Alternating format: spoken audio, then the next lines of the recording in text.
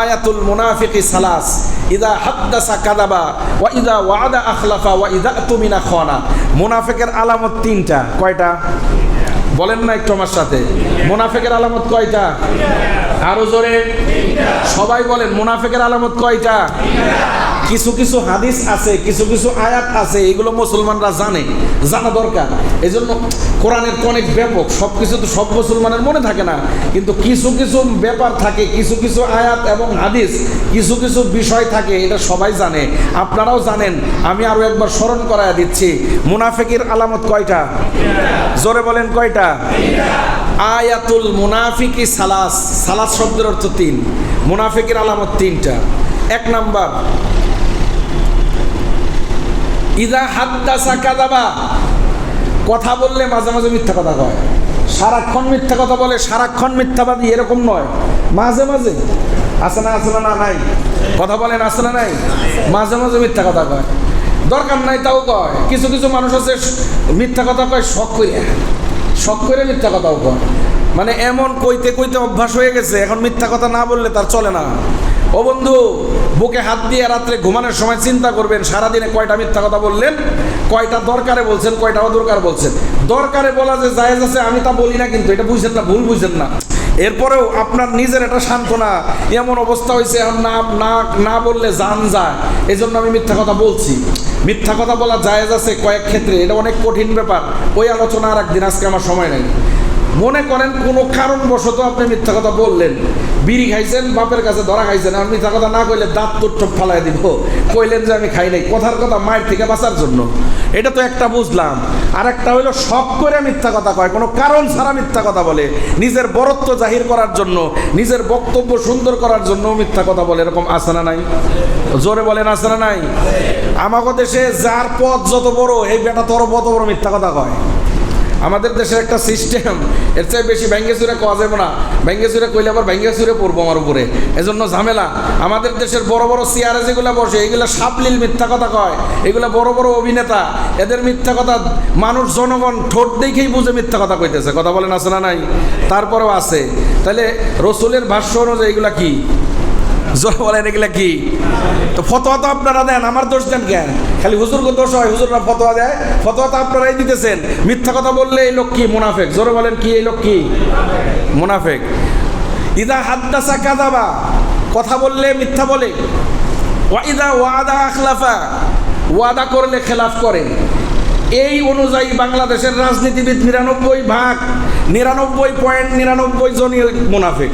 আমাদের বাংলাদেশে যারা রাজনীতি করে, যেই দলেরই হোক না কেন, দল টল কোনো নাই, নির্বাচনের আগে বহুত ওয়াদা করে, নির্বাচনের পরে একটাও কি করে না, আদায় করে না। আছে না নাই? জোরে বল, ভয় পাননি? আছে না নাই? কিছু সত্য কথা কওয়াই তো লাগবো, ভাঙ্গে পড়লেও কওয়া লাগবো। এগুলো কি হাদিসের কথা না, আমি কি বানায় বলছি আমার কাছ থেকে? ওয়াইদা ওয়াদা আখলাফা, ওয়াদা কইরা সে ভাঙ্গে, ওয়াদা করেই ভাঙ্গার জন্য। পরে যদি জিজ্ঞাসা করা হয়, মিয়া ওয়াদা ভাঙলা কেন? কয়টা তো রাজনৈতিক ওয়াদা, রাজনৈতিক বহুত ওয়াদা দেওয়া লাগে, নাহলে তো ভোট পাওয়া যায় না। আরে হারামি, রাজনৈতিক ওয়াদা বলতে কোনো ওয়াদা হাদিস কোরআনের মধ্যে নাই। ওয়াদার খেলাফ করছস তো তুই মুনাফিক। কথা বলেন, ঠিক না বেটি? আমাদের দোষ, মুনাফিক একটাও থাকতো না যদি আমরা বুঝে শুই না কি করতাম, লাগাইতাম। কিন্তু লাগানোর তো সুযোগ নাই, কোন দিক দিয়ে কি হয়ে যায় জানিও না। কয়েকদিন আগে একটা গল্প পড়লাম, এক বুড়া, নির্বাচন হইতেছে, পোলিং এজেন্ট আরো বাইরে যে কি কি থাকে না, কতগুলা কি কয়েকগুলা রে, ওই যারা লিস্টি করে দেয়, আপনার নাম অত নাম্বারে আপনার যে ভোটটা দিয়ে আসেন, হেদের কাছে গিয়া বলতেছে, বুড়া মানুষ, তোমার দাদি আইছিল নি আজকে? আমার দাদি চিন্তাছে না, কে? কই যে অমুক নামের। দেখা যায় হয় এই মহিলা ভোট দিয়ে গেছে, এই মহিলা এসে ভোট দিয়ে গেছে। তো বুড়া এসে গাইতেছে, বুড়ি মানে তোমার দাদি ভোট দিয়ে গেছে না? সে খুঁজে টুজে দেখে, হ্যাঁ ভোট দিয়ে গেছে। এখন বুড়া কান্না শুরু করছে। এখন তো এরা অস্থির হয়ে গেছে, বুড়া কান দেখে। প্রত্যেক বছর 6 বছর আগে মারা গেছে, প্রত্যেক বছর নির্বাচনের দিন বুড়ি আহে, কিন্তু আমার লগে দেখা করে না। আয়া আমি আসি আর শুনি যে বুড়ি আইছিল ভোটটা দিয়ে গেছে, কিন্তু আমার লগে একটু দেখা করে যায় না। যদি একটু দেখা করে যাইতো কত ভালো হইতো, কত বছর অপেক্ষা করতেছি বুড়ির জন্য, একটু যদি দেখতে পারতাম। বুঝেন নাই? এই জন্য কয়ে তো লাভ নাই, বলে তো লাভ নাই। যাই হোক, আমার যে আলোচনা সেটা হলো ওয়াদা করলে খেলাফ করে, এটা কি? মুনাফিক। 3 নাম্বার, ওয়া ইজা তুমিনা খানা, যে যার কাছে আমানত রাখে, আমানতের খেয়ানত করে, এই লোক মুনাফিক। আমানতের খেয়ানত করলে সে কি? জোরে বলেন, আমানতের খেয়ানত করলে কি? মুনাফিক। কোনো অবস্থায় আমানতের খেয়ানত করা যাবে না। যদি আমি আর আপনি আমানতের খেয়ানত করি তাহলে আমি আর আপনি মুনাফিক। মুনাফিক যদি হই, সমস্যা কি? মুনাফিক হইলে আমার কোনো সমস্যা নাই। মুনাফিক হইলে সমস্যা হইল এই, আল্লাহ কোরআনের মধ্যে বলেছেন, ইন্নাল মুনাফিকিনা ফিদ দারকিল আসফালি মিনান নার। ইন্নাল মুনাফিকিনা ফিদ দারকিল আসফালি মিনান নার। মুনাফিকরা থাকবে জাহান্নামের সব থেকে নিচু জায়গায়, যার নিচে জাহান্নামের কোনো জায়গা নাই। জাহান্নাম কত বড় এটা আমার বলারও ক্ষমতা নাই, আপনাদের বোঝারও ক্ষমতা নাই। কারণ কি? আমরা সবাই হলো সসীম মস্তিষ্কের অধিকারী। জান্নাত, জাহান্নাম, আল্লাহ, খোদা, ফেরেশতা এগুলো হলো সব অসীম, যার কোনো সীমানা নাই। সুতরাং সসীম মস্তিষ্ক দিয়া অসীম জাহান্নাম বোঝা আমার আর আপনার ক্ষমতার বাইরে। কথা বলেন ঠিক না? তারপরেও বোঝার জন্য রাসূল সাল্লাল্লাহু আলাইহি ওয়াসাল্লাম হাদিসের মধ্যে কিছু হাদিস বয়ান করেছেন জাহান্নামকে বোঝার জন্য। পূর্ণাঙ্গ বোঝার কোনো ক্ষমতা নাই। যেমন আটলান্টিক মহাসাগর পূর্ণাঙ্গ বোঝার ক্ষমতা আমার আপনি নাই, কিন্তু আটলান্টিক মহাসাগরের একটা এরিয়া আছে না নাই? এই এরিয়াটা আমরা বুঝি যে মোটামুটি এই, এটা আমরা মুখে মুখে কই যে এত বর্গ মাইল অথবা এত ফিট গভীর, কিন্তু ওইটা হাকিকতে বোঝা আমার আর আপনার জন্য কি সম্ভব? সম্ভব না। হ্যাঁ, তারপরেও যদি কোনো মানুষ জিনিয়াস হয়, জিনিয়াস মানে এত ব্রেন অন্য হাজার মানুষের থেকে ভিন্ন, সে যদি বুঝতেও পারে সম্ভব। কারণ হলো আটলান্টিক মহাসাগর আটলান্টিক হইলেও এটাও তো একটা সসীম, এটাও একটা আয়তনের জিনিস। হোক অনেক বড়, কিন্তু আয়তন আছে না নাই? আছে তো। এই যে পৃথিবী, পৃথিবী এত বড়, পৃথিবীরও তো একটা আয়তন আছে না নাই? পৃথিবীর আয়তন কত? 25 কোটি বর্গ কিলোমিটার। 25 কোটি বর্গ কিলোমিটার হলো আমাদের এই পৃথিবীর বেশ। পৃথিবী তো একটা গ্রহ, এরকম হাজার হাজার কোটি গ্রহ আসমানে আছে না নাই? এটা আমরা বুঝতেছি কিসের জন্য? এটা সসীম হওয়ার কারণে, কিন্তু আসলে এটার হাকিকত বোঝা কি সম্ভব? আর আল্লাহ তাআলার বিষয়গুলাই হলো অসীম। জান্নাত জাহান্নাম অসীম, ওটা তো আরও বোঝা সম্ভব নয়। তারপরেও আল্লাহ রসুল হাদিস বলছেন, বাংলা বলি, সময় কম। রসুল বসে আছেন সাহাবাদের সাথে, হঠাৎ করে একটা আওয়াজ, এরকম একটা আওয়াজ হয়েছে।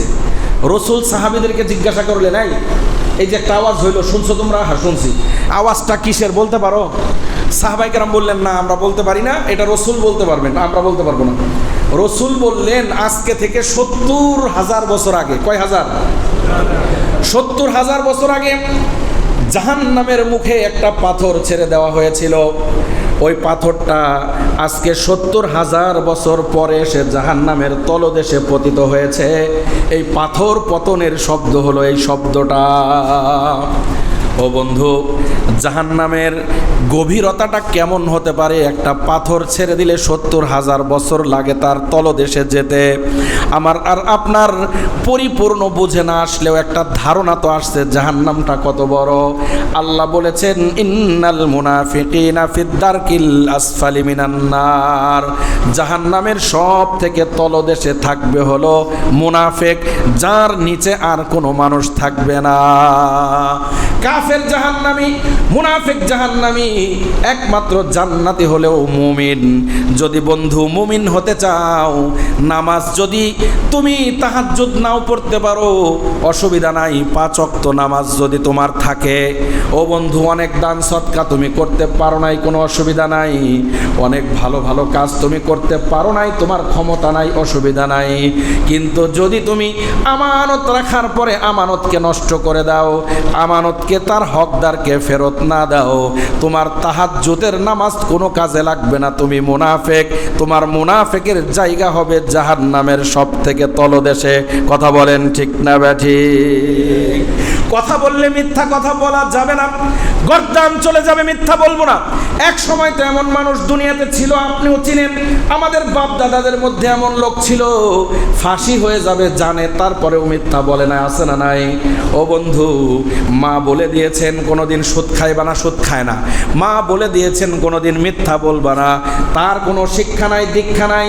মা বলছেন এই অন্যায় করা যাবে না, শুধু মায়ের কথা ঠিক রাখার জন্য কোনোদিন অন্যায় করে নাই, কোনোদিন মিথ্যা বলে নাই। ও বন্ধু, আমানত খেয়ানত করবে তো প্রশ্নই আসে না। এমন মানুষ এখনো 2-4 জন পৃথিবীতে আছে।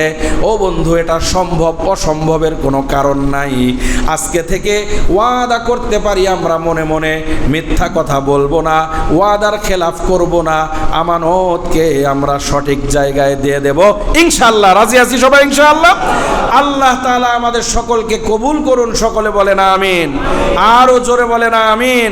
ওয়া আখিরু দাওয়ানা আনিল হামদুলিল্লাহি রাব্বিল আলামিন। আসসালামু আলাইকুম ওয়া রাহমাতুল্লাহি ওয়া